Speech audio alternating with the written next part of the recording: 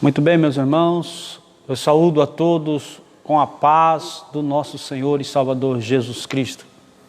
Mais uma vez nós aqui estamos neste culto online,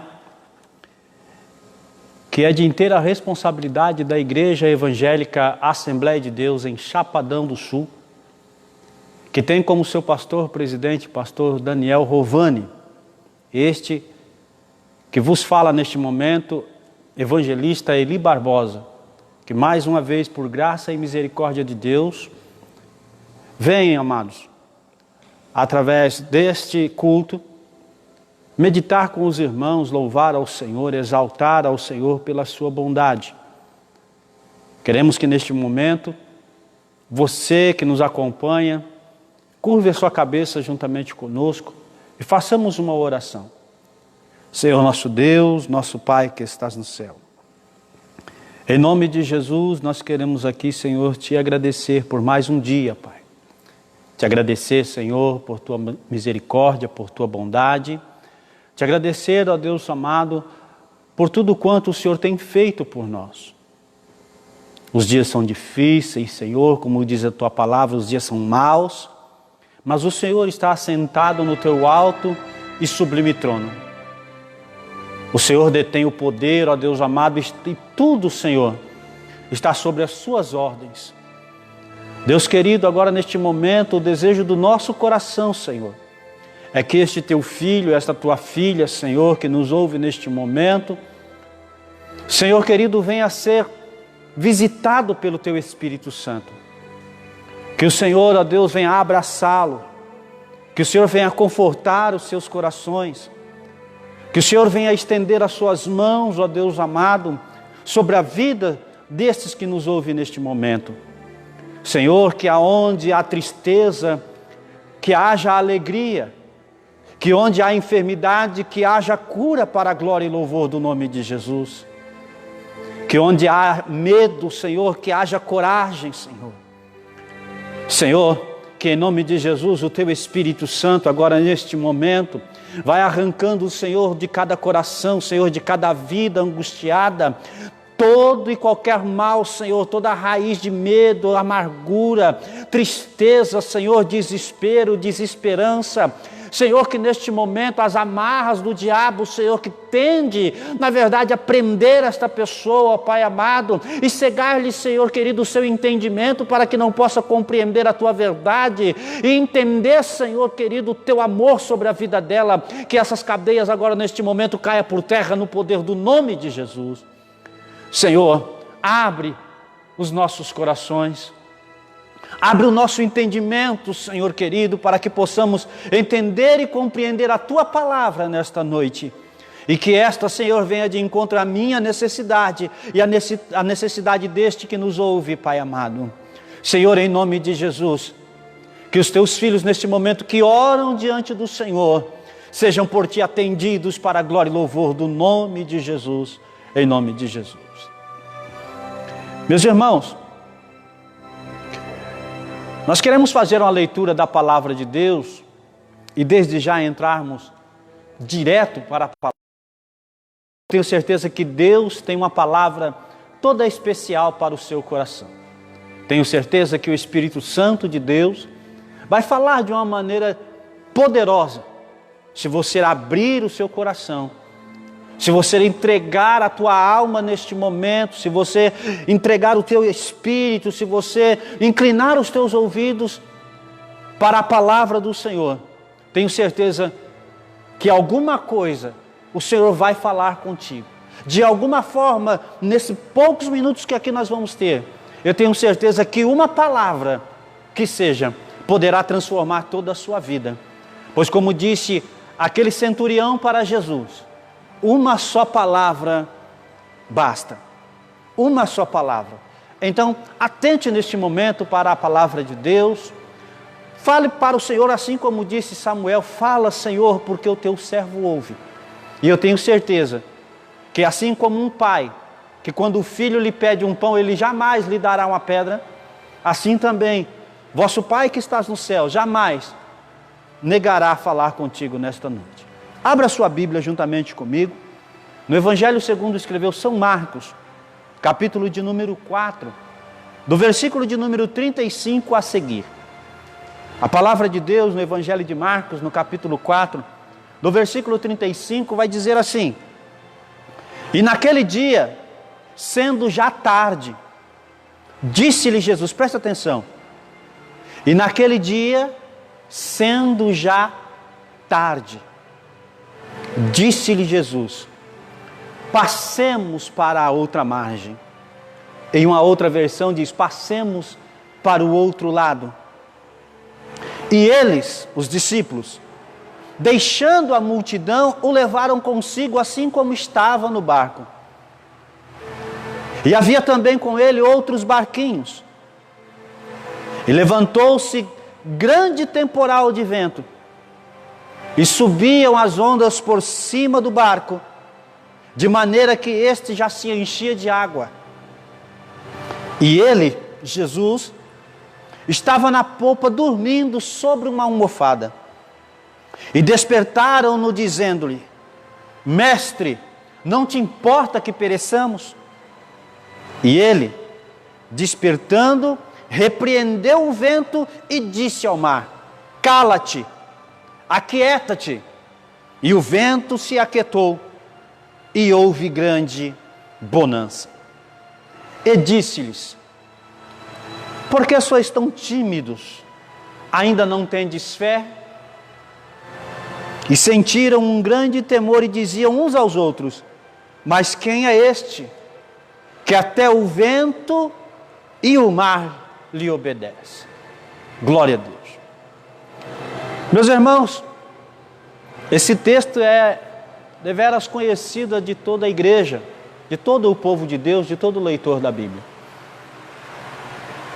Mas a cada momento, a cada vez que nós abrimos a palavra de Deus e vamos ler o texto, nós encontramos algo diferente, algo novo para as nossas vidas. E olhando para esta palavra, nós vamos ver que Jesus está com os seus discípulos à beira do lago da Galileia. Jesus havia dado alguns ensinamentos e operado alguns milagres. E ele deu alguns ensinamentos sobre fé. O Evangelho de Mateus vai dizer que nesta mesma época Jesus curou a sogra de Pedro. O Evangelho de Marcos vai dizer que ele vai ensinar sobre a parábola da candeia, sobre o grão de mostarda. E vai falar sobre a multiplicação dos pães. Enfim, na verdade Jesus está ali e os seus discípulos com ele, gozando dos milagres, gozando das bênçãos. O povo que ali estava com ele estava feliz, estava alegre porque estavam recebendo da parte de Jesus os seus ensinamentos. Estava com as suas enfermidades sendo curadas, os seus problemas sendo solucionados. Estava bom ali. O momento era de alegria, era de prosperidade de certa forma. O momento ali era de uma companhia da parte de Jesus para com eles muito boa. Era bom estar ali. Você imagina, você que está me ouvindo nesta noite, você andando com Jesus. E você presenciando o que Jesus fazia. Imagina você junto com Jesus, próximo da tumba de Lázaro. E você ali do lado dele, de repente você ouvir Jesus chamar Lázaro para fora. E um morto que já estava há 4 dias dentro da cova, sai vivo para a glória e louvor do nome de Jesus. Você imagina, você está caminhando com Jesus, de repente você avista juntamente com Jesus uma mulher vindo de lá para cá enterrar o seu único filho. E de repente Jesus parar aquele funeral, parar aquilo tudo, e chegar diante daquele menino, e levantar o menino e ressuscitá-lo e entregá-lo à sua mãe. Você imagina, você está perto de Jesus, e de repente chega um leproso, e adorando ele, se apega a ele e diz: Senhor, se tu quiseres, tu bem podes me curar. E Jesus então abraça aquele leproso e diz: eu quero, seja curado.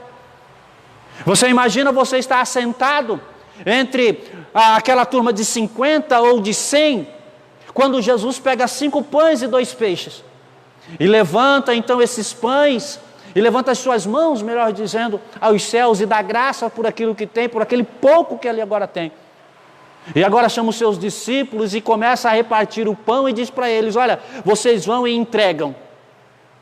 E você vê 5 pães e 2 peixes sendo multiplicados e alimentando mais de 5.000 homens, fora mulheres e crianças. É muito bom, seria maravilhoso, porque você não veria dificuldades, porque Jesus estava ali. Não teria fome, porque Jesus estava ali. Não teria enfermidade, porque Jesus estava ali para curar. Não teria choro, porque Jesus estava ali para enxugar as lágrimas, como ele disse para aquela mulher: olha, não chores. E ainda mais, se de repente ele não liberasse uma palavra como essa, ele podia fazer tal como fez com Maria e Marta, ele podia chorar junto. A companhia de Jesus é algo maravilhoso. Mas o fato de nós andarmos com Jesus e estar com Jesus, fazer parte do ciclo íntimo de Jesus, do círculo íntimo de Jesus, de termos comunhão com Ele, não nos isenta de enfrentarmos dificuldades, não nos isenta de passarmos por adversidades. O fato de eu ser crente não quer dizer que eu não vá ficar doente, não quer dizer que eu não vá ter necessidades, não quer dizer que eu não vá ficar desempregado. Não, porque o mesmo Deus que opera na minha vida, que está no controle de todas as coisas, também está no controle daquele que não é crente. E as mesmas dificuldades que vêm sobre ele também vêm sobre mim. A diferença entre nós, crentes, entre você que é fiel ao Senhor e aquele que está no mundo e que ainda não aceitou o Senhor como único e suficiente Salvador, é que ele não tem socorro.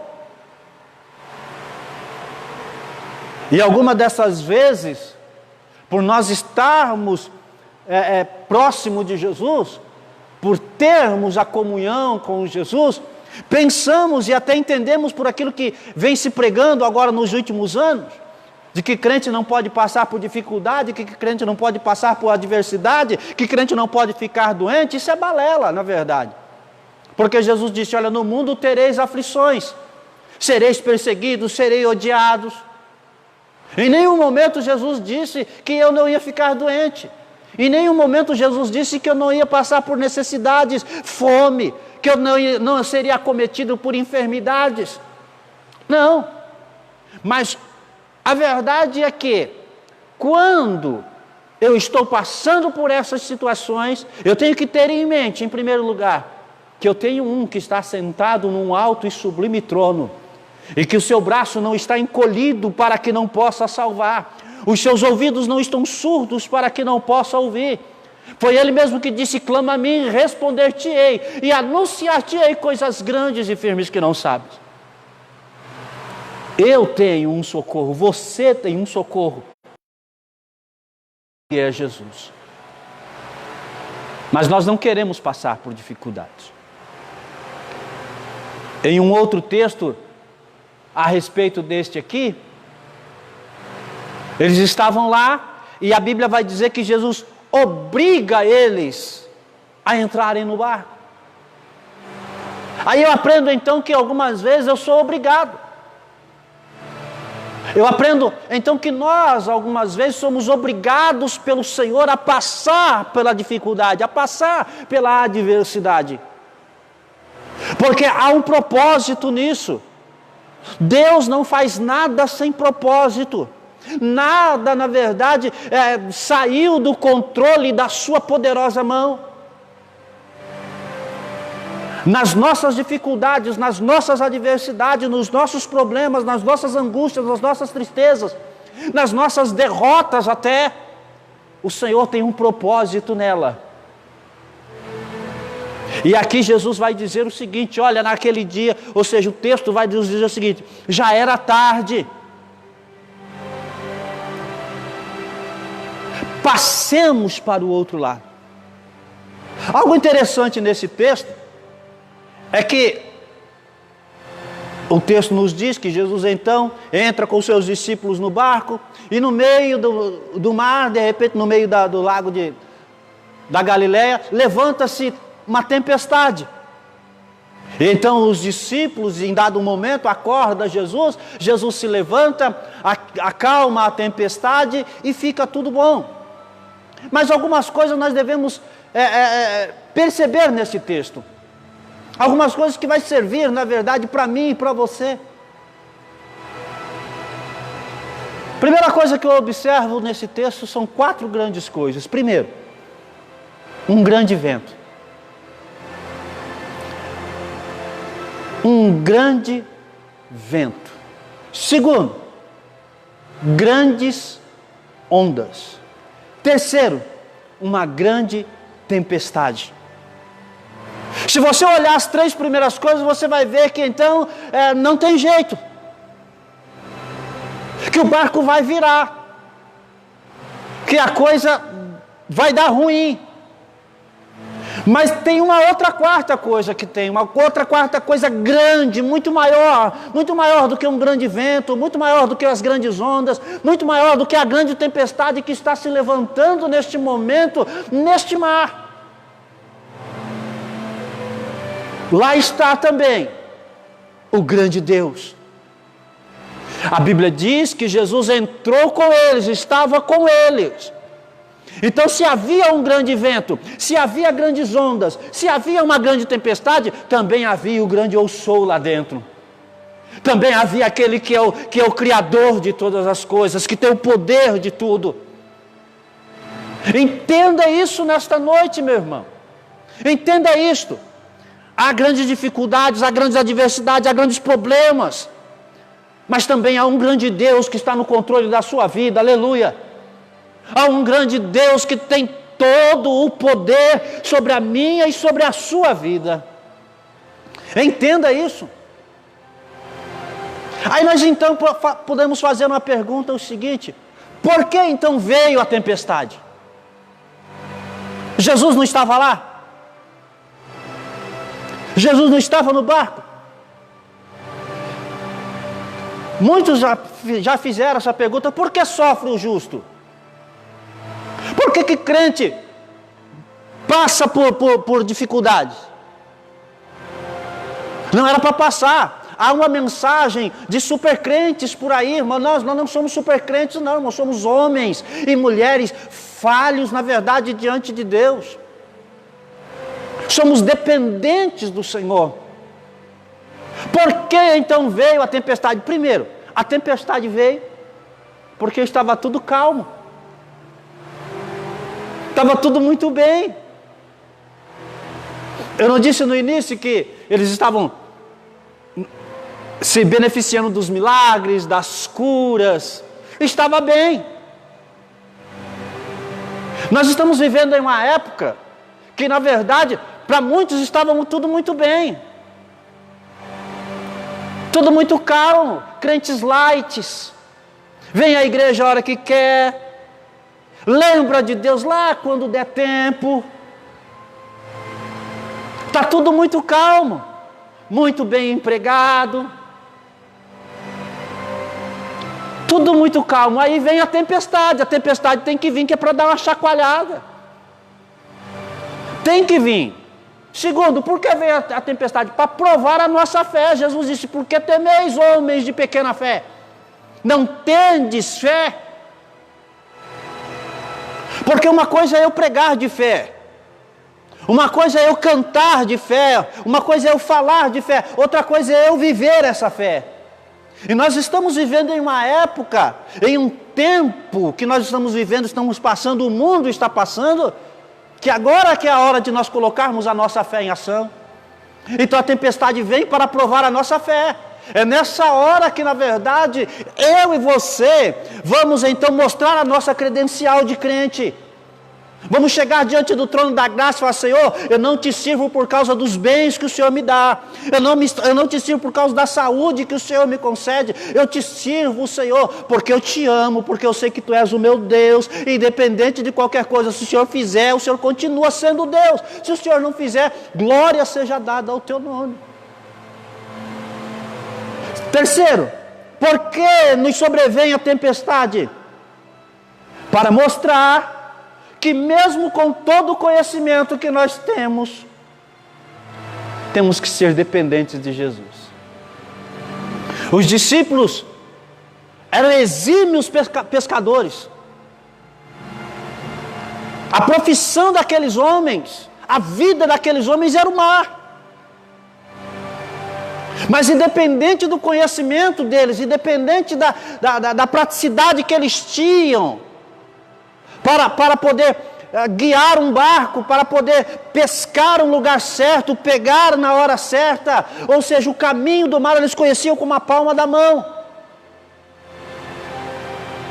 Mas aquele momento de tempestade, de nada adiantava a eles o seu conhecimento. Na verdade, a tempestade veio para mostrar para eles que mesmo tendo todo o conhecimento que eles tinham, eles dependiam de Jesus. Nós vemos aí o que estamos passando. Vivemos no século 21, um século que a tecnologia, o conhecimento, a ciência se expandiu de uma forma tremenda.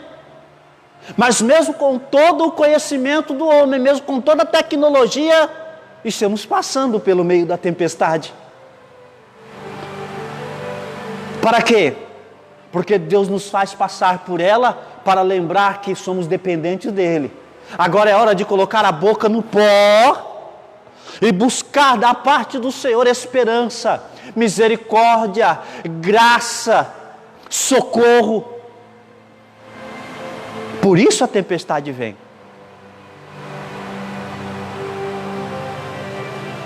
Outra coisa interessante nesse texto é a palavra tempestade. No Novo Testamento,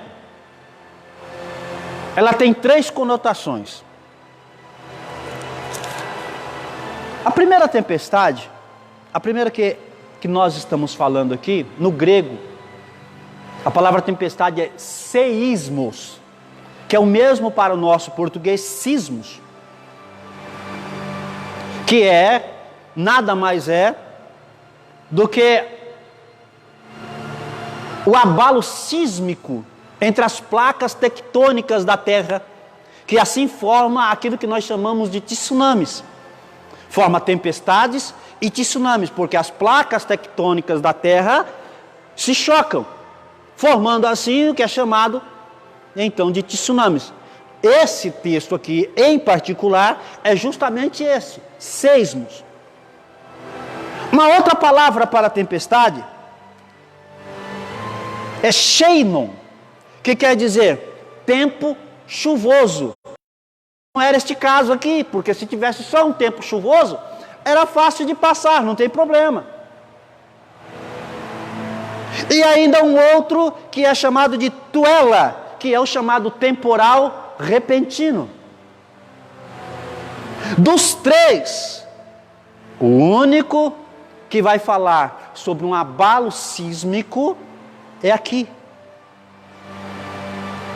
Alguns teólogos vão dizer que quando Jesus usa a autoridade para repreender o mar, repreender os ventos, ele usa a mesma autoridade para repreender um demônio. Então entendemos, segundo essa linha de pensamento, essa linha teológica, tá certo? Que, na verdade, Jesus está repreendendo a força maligna que está por trás daquela tempestade. A força do inimigo que está querendo destruir os discípulos e a Jesus. E que Jesus então agora se levanta com autoridade e repreende aquele espírito que está ali para destruir. Então, essas tempestades, principalmente essa, aqui nada mais era do que uma estratégia do inimigo. Por quê? Porque Jesus disse, olha, nós vamos para o outro lado. O que é que tem do outro lado? Gadares. Tinha um endemoniado, que tinha, na verdade, sobre a sua vida uma legião de demônios, e precisava ser liberto. Mas o inimigo não quer isso, porque sabia que haveria um avivamento lá em Gadares. Sabia que aquele homem, se ele fosse liberto daqueles demônios, daquela legião, aquele homem iria ganhar a sua cidade. Aleluia. Ei, tem algo tremendo para acontecer no mundo. A Bíblia vai dizer, olha, eis que nos últimos dias eu derramarei do meu Espírito sobre toda a carne. E linhas teológicas dizem que agora nesses últimos dias haverá um avivamento muito grande no mundo. Que o Senhor vai despertar a sua igreja de uma maneira tremenda. Que muitos voltará, na verdade, para a casa do Senhor. A Bíblia vai dizer que até os cegos, até os loucos, melhor dizendo, não errarão o caminho. Voltar-se-ão para o Senhor. Haverá um avivamento muito grande, o inimigo sabe disso. Então essas coisas que nos sobrevêm, nada mais é do que a artimanha dele para calar, para tentar destruir a igreja. Haja vista, irmãos, atente. De alguma forma a estratégia para fechar, para calar o povo de Deus, não se abrir o templo, é um meio de parar, de não fazer a igreja proclamar. Mas a igreja então, irmãos, aleluia, guiada pelo Espírito Santo de Deus, continua proclamando, continua adorando, continua cultuando, continua exaltando. Ele não vai calar a igreja. Então, qual é a certeza, diante de tudo isso, que nós podemos ter que essa tempestade vai passar? Qual é a certeza que eu e você temos que ter? O que nos faz acrescentar a nossa fé para acreditar que esta tempestade, este momento, esta breve, momentânea provação, tentação, vai passar. Primeiro, olha só o que vai dizer o texto em Marcos 4 e o verso 35 que nós lemos. Eu quero que você entenda. E naquele dia, sendo já tarde, disse-lhe Jesus, passemos para outra margem. A primeira certeza então que eu tenho, olhando para esta palavra nesta noite, que a tempestade vai passar, é porque Jesus afirmou que nós vamos chegar ao destino predeterminado por Ele. Jesus disse, olha, nós vamos chegar lá, passemos para o outro lado. Jesus tinha um rumo, Jesus tinha um destino. E Ele disse para os seus discípulos, olha, nós vamos chegar lá.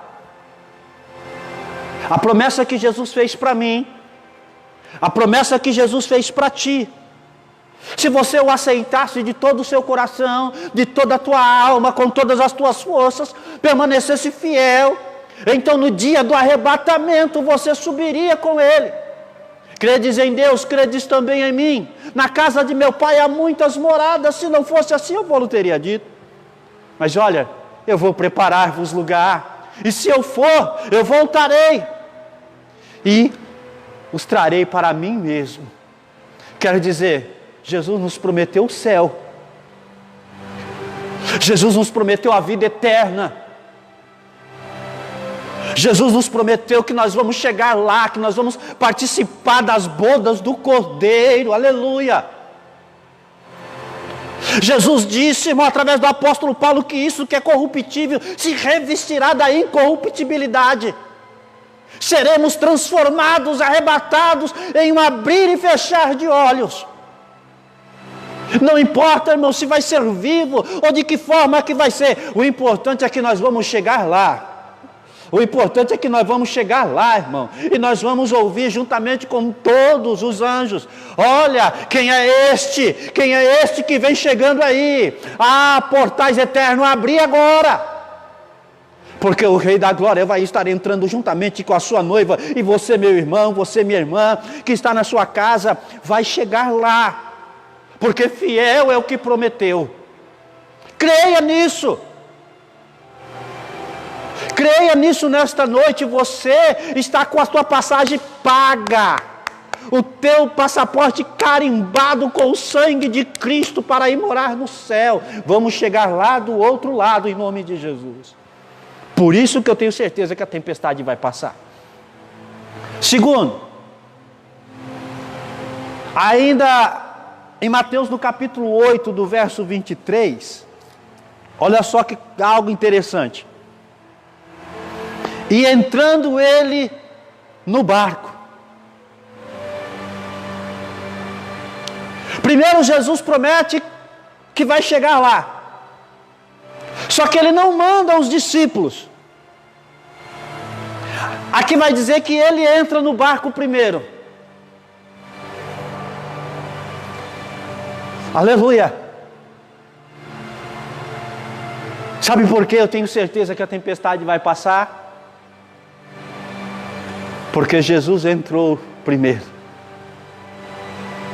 Porque Jesus tomou a primazia. Porque quando eu levantei as minhas mãos aceitando a Jesus como meu único e suficiente Salvador, e não posso me esquecer disso, a Bíblia vai me dizer que antes de eu o amar, Ele me amou primeiro. Antes de eu entregar a minha vida para Ele, Ele entregou a dele primeiro. Antes, na verdade, de eu ser curado por Ele, Ele foi ferido por mim. Ele é a primazia, ou seja, Ele é a primícia de todas as coisas. Antes de eu morrer, irmão, e ser ressuscitado para o arrebatamento, a Bíblia diz que Ele primeiro fez isso e venceu a morte. Ele diz: eu sou o primeiro e o último. Então eu vou vencer a tempestade. Você vai vencer a tempestade.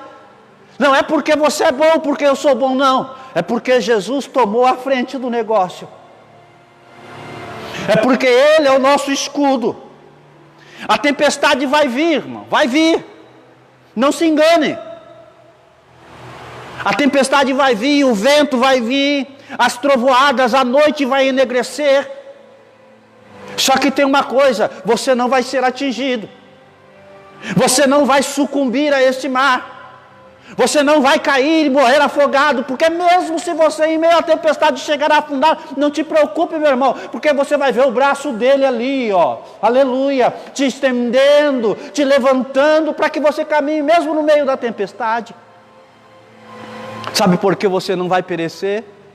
Porque é Ele que te guarda, é Ele que te protege. Porque antes de você enfrentar a tempestade, Ele já enfrentou ela. Aleluia. Terceiro, porque eu tenho que ter certeza que essa tempestade vai passar. Marcos 4, verso 38.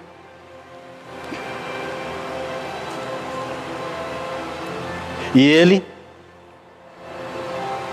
estava na popa dormindo, sobre uma almofada, e despertaram-no dizendo-lhe: Mestre, não te importa que pereçamos?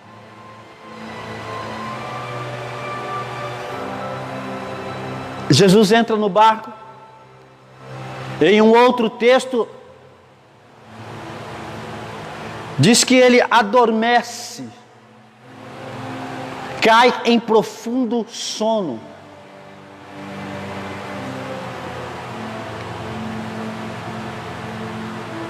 E enquanto ele está dormindo, os seus discípulos estão com o seu conhecimento tentando salvar o barco. Tentando salvar o barco. Tentando escapar com vida daquela situação. mas sem sucesso. Eu aprendo o seguinte, que enquanto eu tentar lutar com as minhas próprias forças em meio a essa tempestade, enquanto eu achar que com os bens que tenho, com o conhecimento, enfim, com a glória, com a fama que tenho, eu vou ganhar essa guerra, não vou. Eu posso até tirar alguns baldes de água de dentro do barco, mas não vou acalmar a tempestade. Então qual é a certeza que eu tenho? Qual é a terceira certeza que eu tenho que essa tempestade vai passar? A Bíblia diz que Jesus vai para a polpa, é a parte traseira da embarcação. E lá era onde ficava aquele que guiava o barco. Era onde ficava, por assim dizer, o comandante do barco. Jesus então coloca a sua almofada ali e descansa. Aleluia. Por que então eu tenho certeza que a tempestade vai passar? Porque Jesus está no controle. Porque é Jesus que está no controle da embarcação, mas parece que ele está dormindo. Tá não. Salmo de número 121, vai dizer que ele não dorme, que ele não toscaneja. A Bíblia vai dizer que os olhos do Senhor estão sobre toda a terra. A Bíblia diz que se ele, na verdade, não guardar, em vão vigia o sentinela. Então a tempestade vai passar, porque ele está no controle. Parece que não. As notícias que nos sobrevêm nesta época são notícias que parece que há um descontrole total. Mas não. O Senhor está no controle. Ele está no controle da sua vida, Ele está no controle da sua família. Não te preocupe, irmão. Tem muita gente desesperada, se descabelando. Tem muita gente preocupada hoje já com o que vai comer, com o que vai vestir. Tem crente preocupado com isso. Deixa eu ler um texto para você, meu irmão. Para nós, na verdade. Que serve para mim, com certeza.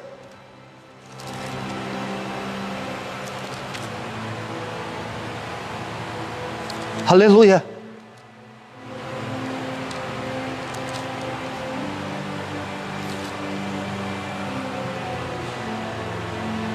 Que diz: por que estáis ansiosos?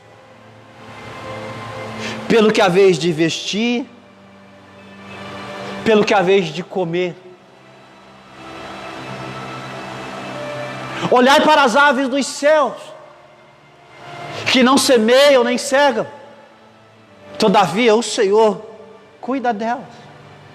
Está preocupado com o que vai vestir? Olhai para o lírio dos campos, nem Salomão em toda a sua sabedoria se vestiu como um dele. Se o Senhor cuida das aves dos céus e das plantas, imagina você, meu irmão, imagina você, meu amigo, que é objeto direto do amor dele. Então aquieta o teu coração, acalma-te, não se desespere. A tempestade, como eu disse no início, vem para, na verdade, nos fazer chegar mais perto. Você quer ver como é verdade? Você quer ver como é verdade que a tempestade, ela nos sobrevém para que nós possamos chegar mais perto, para conhecer o Senhor de perto? Veja bem que eles, na hora que a coisa apertou, eles sabiam onde chegar. Até então, enquanto estava tudo bem, enquanto eles podiam com as suas próprias mãos tirar a água, eles não procuraram Jesus. Mas quando acabou as forças, quando o medo tomou conta, quando o desespero tomou conta, quando o sopro da morte alcançou os seus ouvidos, quando o hálito da morte alcançou-lhes, então ele soube a quem buscar. Aí eu te pergunto, se a tempestade nos aproxima ou nos aproxima de Deus, ou não nos aproxima de Deus? Se nos aproxima, sim. Porque olha só você aí me ouvindo, quando que você ia parar neste momento para ouvir um culto online? Nesse horário. Quantas vezes você parou para orar com a sua família, como você tem orado com a sua família, das 8 às 9?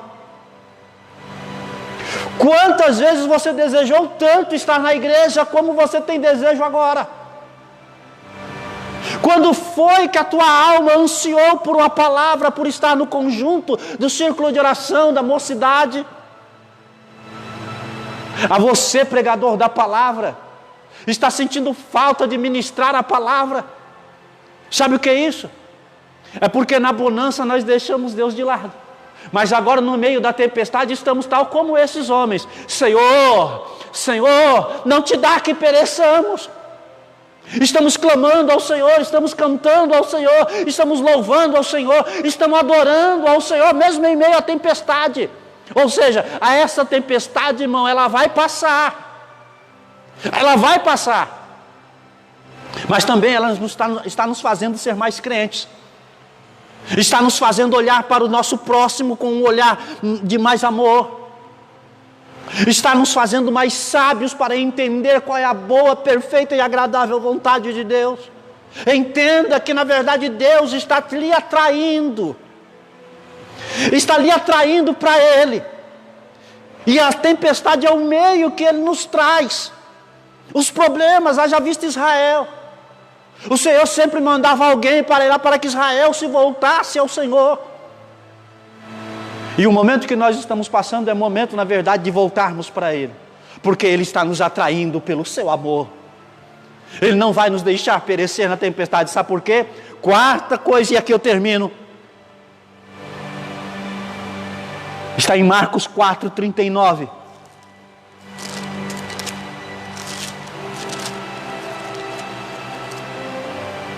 E ele, despertando, repreendeu o vento e disse ao mar: cala-te, aquieta-te. E o vento se aquietou e houve grande bonança. A quarta verdade que eu tenho certeza que a tempestade vai passar, porque Ele é o único que tem autoridade para trazer calma e bonança em meio à tempestade. É Ele. Ei, Salmo de número 93, versos 3 e 4, e aqui eu termino esta palavra. Salmos de número 93. Olha só. Os rios levantam, ó Senhor. Os rios levantam o seu ruído. Os rios levantam as suas ondas. Mas o Senhor nas alturas é mais poderoso do que o ruído das águas e do que as grandes ondas do mar. Muito fiéis são os teus testemunhos, ó Senhor. Santidade convém à tua casa para sempre. Que Deus te guarde. Ei, dá uma olhadinha no canto nesta noite. Para de tentar ficar tirar água do barco no desespero. Para de tentar com as suas próprias forças chegar do outro lado. Confia nele. Confia nele. Você tem Ele aí do seu lado. Desperta o Senhor neste momento. Desperta Ele, clama em alta voz. Clama em alta voz, buscai ao Senhor enquanto se pode achar. O invocar enquanto Ele está perto. Ele está na tua embarcação, está no controle da tua embarcação. E por certo, Ele irá se levantar. A sua mão se estenderá sobre a sua vida, sobre esta nação. E tudo, irmão, que hoje é tempestade, vai se fazer bonança. O choro que hoje dura uma noite, aleluia, vai se tornar em alegria pela manhã. Deus te abençoe. O Senhor te guarde em todos os teus caminhos. O Espírito Santo de Deus conforte e console o teu coração. Que o Senhor, através do seu Espírito, enxugue as suas lágrimas. Que o Senhor traga paz para dentro da tua casa. Que o Senhor fortaleça o teu coração. Que o Senhor cure as tuas enfermidades. Que a bênção e a prosperidade de Deus esteja sobre a sua vida. Amanhã, a partir das 19 horas, novamente estaremos aqui. Se assim Deus nos permitir, pastor Daniel Rovani estará aqui ministrando uma palavra poderosa aos nossos corações. Senhor nosso Deus e Pai, em nome de Jesus, Senhor, aqui terminamos este culto neste momento. Pedimos ao Senhor que estenda as tuas mãos sobre os teus filhos. Que abençoe, Senhor amado, os teus servos, dê uma noite tranquila, uma noite de paz, Senhor. Que acampe os teus anjos ao redor da casa dos teus filhos, ó Deus amado, e que nenhum mal chegue à tenda dos teus filhos, Senhor. Senhor, que as tuas asas, Senhor, cubra os teus filhos, assim como uma galinha que guarda os seus pintainhos, Senhor, que o Senhor os guarde debaixo das tuas asas. Senhor amado, que o Senhor nos dê, Senhor querido, dias de paz, dias de quietude, Senhor.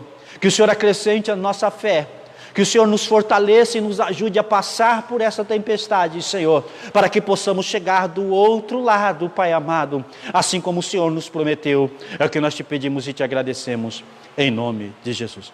Deus abençoe a todos, em nome de Jesus.